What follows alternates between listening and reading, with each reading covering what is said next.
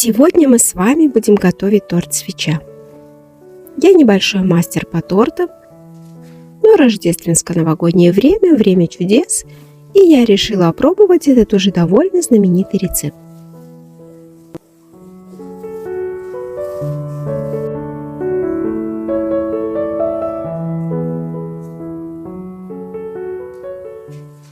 Ну что ж, начнем.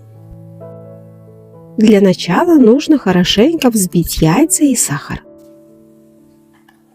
Список ингредиентов и их количество я добавлю в описании и в закрепленный комментарий. Сюда же добавляем соль, ванилин и разрыхлитель теста. Вместо него я всегда использую соду с лимонной кислотой и небольшим количеством воды, что по сути одно и то же. Взбиваем миксером, так сахар лучше растворится и бисквит получится пышнее.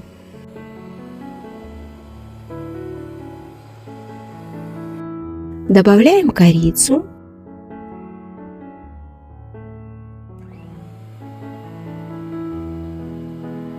морковь, натертую на мелкой терке,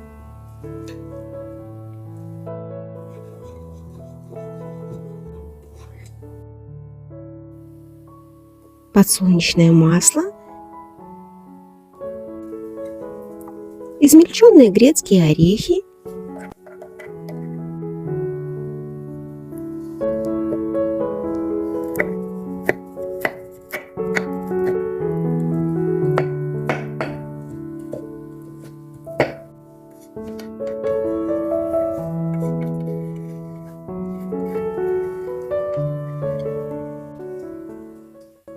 и просеянную пшеничную муку.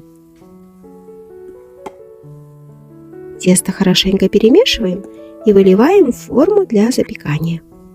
Я использовала форму для выпечки пасхальных куличей. Но можно это сделать в любой форме, а после вырезать кружочки нужного размера. Выпекался мой бисквит при температуре 180 градусов в течение часа. Но если выпекать его в глубоком противне, то, думаю, будет быстрее. В любом случае готовность лучше проверить деревянной шпажкой, проткнув бисквит до самого основания. К слову, бисквит получается просто невероятно вкусным.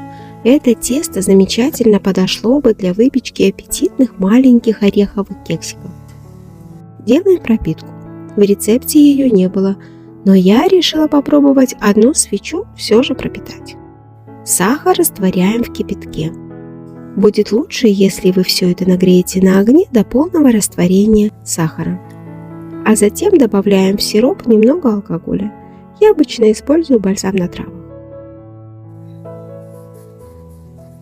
Разрезаем наш бисквит на кружочки нужной нам толщины и смазываем кремом, для которого сливки жирностью не менее 30% взбиваем с сахарной пудрой и мягким сливочным сыром. Так было заявлено в рецепте, но если вы не против творожного вкуса, то думаю, что сливочный сыр можно заменить творожным. Возможно, так будет даже лучше. Неплохо было бы иметь под рукой загуститель для сливок, на тот случай, если они вдруг не захотят взбиваться.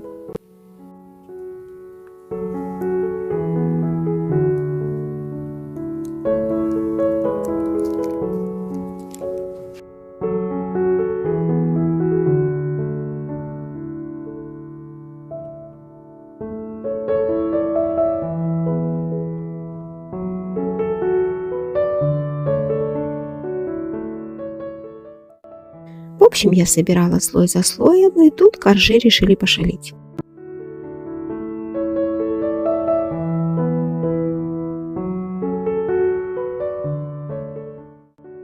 Чтобы они не расползались, я наколола их на вязальные спицы, но все же лучше было бы собирать их при помощи формы.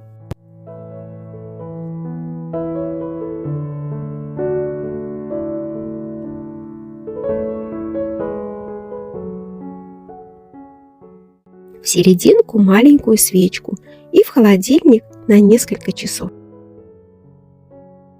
После застывания крема торт неплохо бы приукрасить растопленным белым шоколадом. Я шоколада не жалела, и, как выяснилось позже, именно он и придавал торту особенно приятный вкус. В описании я укажу тот рецепт, по которому готовила, но лично мне в этом торте не хватило вкуса. Как мне показалось, сливочный сыр в этом креме был не самым удачным ингредиентом. Но все мы разные, и, возможно, вам крем придется по вкусу. К слову, вариант с сахарной пропиткой коржей мне понравился больше.